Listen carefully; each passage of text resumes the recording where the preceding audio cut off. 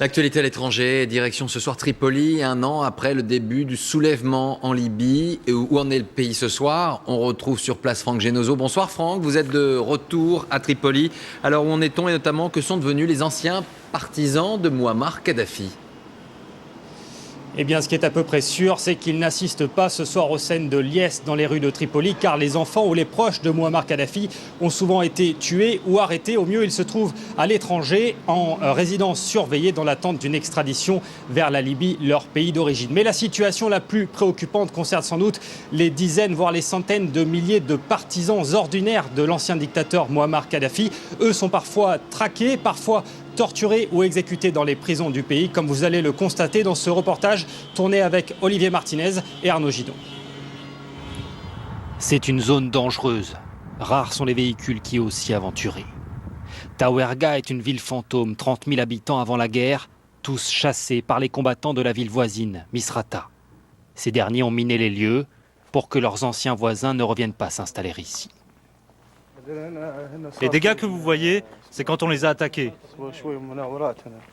Parmi eux, il y avait Adil et Abdallah. Ils nous accompagnent dans les ruelles désolées, encore pleins de rancœur. Ce sont eux qui ont commencé.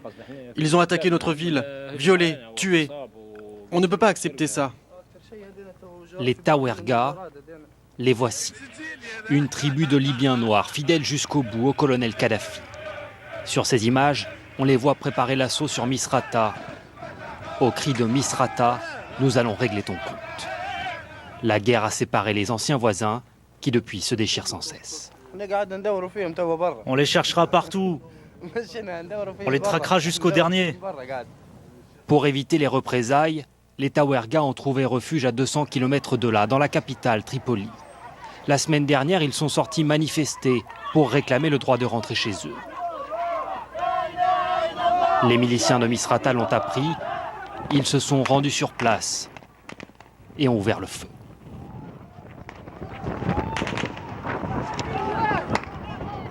Bilan, 7 morts et de nombreux blessés, parmi lesquels des femmes et des enfants.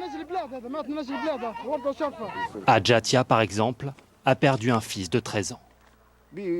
Pourquoi ils tuent des enfants? Si certains d'entre nous ont commis des fautes, qu'ils viennent les chercher, qu'ils les jugent et qu'ils les mettent en prison. Les prisons, justement, sont déjà pleines de soldats ou de partisans de l'ancien régime. L'une d'entre elles, à Misrata, nous ouvre ses portes. Allez-y, entrez, filmez. Un millier de prisonniers de tous les âges, qui à la nuit tombée s'entassent dans des dortoirs insalubres.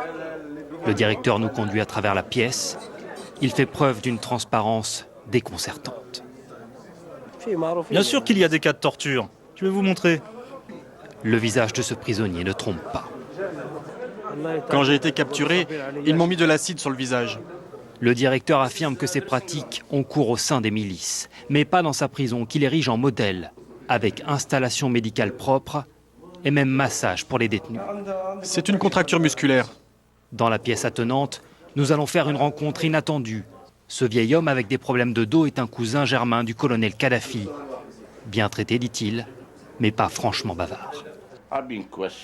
J'ai subi beaucoup d'interrogatoires. Beaucoup. Lui a eu la vie sauve. Tous les anciens kadhafistes ne peuvent pas en dire autant. À l'écart de la ville, un cimetière a été spécialement construit pour les accueillir. Plus de 600 tombes, numérotées, où les révolutionnaires ont choisi de ne mettre aucun nom, comme pour signifier aux vaincus qu'ils sont désormais condamnés à l'oubli.